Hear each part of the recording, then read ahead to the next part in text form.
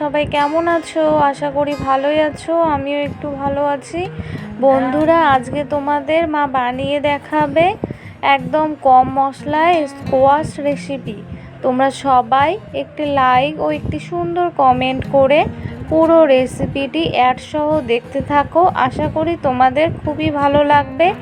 আর অবশ্যই কমেন্টের পাশে যে হাইপ চিহ্নটি আছে অবশ্যই ক্লিক করো বন্ধুরা। এই দেখো বন্ধুরা, এখানে কয়েকটি স্কোয়াশ নিয়েছে।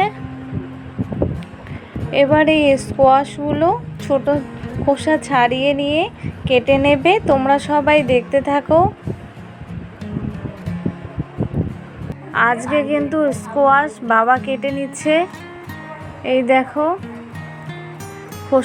পরিষ্কার করে খোসা ছাড়িয়ে নিয়ে মাছ বরাবর কেটে নিয়ে স্কোয়াশের মাঝে যে বীজ থাকে সেই বীজটা ফেলে দিয়ে ছোট টুকরো টুকরো করে কেটে নেবে। তোমরা যারা এখনও পর্যন্ত আমার চ্যানেলটিকে সাবস্ক্রাইব করোনি, চ্যানেলটিকে সাবস্ক্রাইব করে বেল আইকনটি অবশ্যই অল করে রেখো বন্ধুরা। যখনই আমি রান্নার ভিডিও আপলোড করব সঙ্গে সঙ্গে তোমাদের কাছে পৌঁছে যাবে। আর অবশ্যই কিন্তু একটি লাইক করে তারপর পুরো ভিডিওটি দেখে নিও।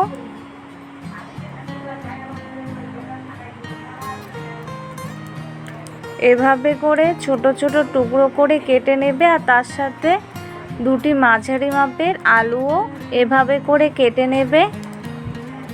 স্কোয়াশের সাথে আলুও ছোট ছোট টুকরো করে কেটে নিয়ে স্কোয়াশ আলু জল দিয়ে একদম পরিষ্কার করে ধুয়ে নিয়েছে।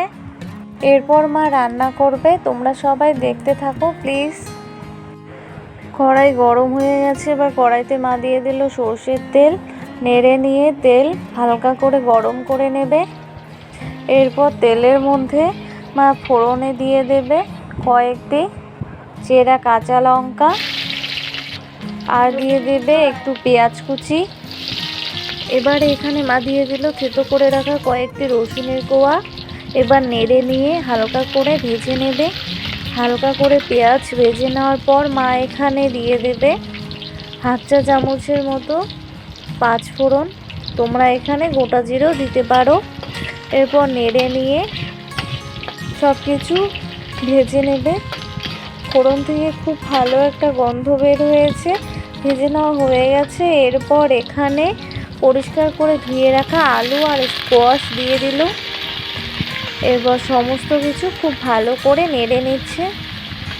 তোমরা যারা সব সময়ের জন্য আমার রান্নার ভিডিওগুলি ফুল ওয়াচ করো তাদেরকে জানাই অনেক ধন্যবাদ ও অসংখ্য ভালোবাসা। তোমাদের ভালোবাসা ও আশীর্বাদ সবসময়ের জন্য আমার সাথে থেকে, তাহলেই আমি এগিয়ে যেতে পারবো। এরপর মা এখানে দিয়ে দেবে পরিমাণ মতো লবণ, আর দিয়ে দেবে হাফ চা চামচের মতো হলুদ গুঁড়ো। এরপর সব কিছু খুব ভালো করে নেড়ে মিশিয়ে নিয়ে 3-4 মিনিটের মতো হাই আঁচে জাল করে নেবে। স্কোয়াশ কার কার ভালো লাগে খেতে অবশ্যই জানাবে কিন্তু।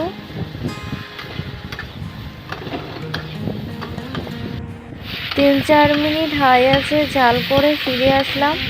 সমস্ত কিছু মা খুব ভালো করে আবারও নেড়ে নিচ্ছে। এরপর এখানে দিয়ে দিবে হাফ চা চামচের একটু কম জিরে গুঁড়ো, আর দিয়ে দেবে শিলনোড়ায় বেটে রাখা একটা ছোট মাপের পেঁয়াজ কুচি আর একটুখানি আদা কুচি। এরপর সমস্ত কিছু খুব ভালো করে নেড়ে নিচ্ছে। নেড়ে নিয়ে মশলা সহ 3-4 মিনিটের মতো কষিয়ে নেবে। এই গরমের দিনে কম তেল মশলায় এভাবে একবার স্কোয়াশ রান্না করে দেখো।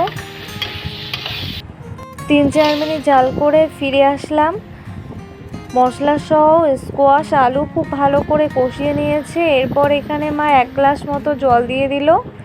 এরপর সমস্ত কিছু খুব ভালো করে নেড়ে মিশিয়ে নিয়ে থালা চাপা দিয়ে 6-7 মিনিটের মতো হাই আঁচে জাল করে আলু আর স্কোয়াশ খুব ভালো করে সেদ্ধ করে নেবে। এই গরমের দিনে একদম হালকা মশলা স্কোয়াশ শরীরের পক্ষে কিন্তু খুবই উপকারী। 6 থেকে 7 মিনিট জাল করে ফিরে আসলাম।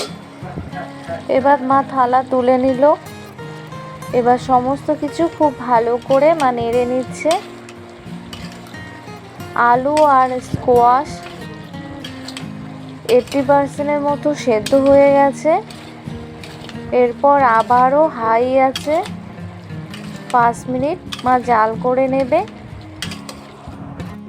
5 মিনিট জাল করে ফিরে আসলাম। জল একদম কমে গেছে, শুকিয়ে গেছে, আর আলু স্কোয়াশ খুব ভালো করে সেদ্ধ হয়ে গেছে।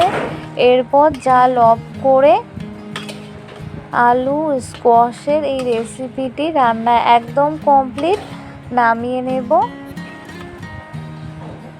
এই গরমের দিনে একদম হালকা কম তেল মশলায় তোমরা অবশ্যই বাড়িতে একবার এভাবে স্কোয়াশ রেসিপি বানিয়ে দেখো। খেতে কিন্তু দারুণ লাগে আর স্বাস্থ্যের পক্ষেও খুবই উপকারী।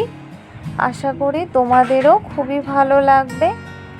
এই স্কোয়াশ রেসিপিটি গরম গরম ভাত, লুচি, রুটি, পরোটার সঙ্গে দারুণ লাগবে। এই রেসিপিটি দেখে যদি ভালো লেগে থাকে তাহলে অবশ্যই ভিডিওটিতে লাইক, কমেন্ট এবং শেয়ার করবে এবং অবশ্যই চ্যানেলটিকে সাবস্ক্রাইব করে বেল আইকনটি ক্লিক করতে ভুলবে না। আর অবশ্যই হাইপ চিহ্নটিও ক্লিক করে দিও। আজকে এই পর্যন্তই, দেখা হবে পরের ভিডিওতে। তোমরা সবাই ভালো থেকো, বাই।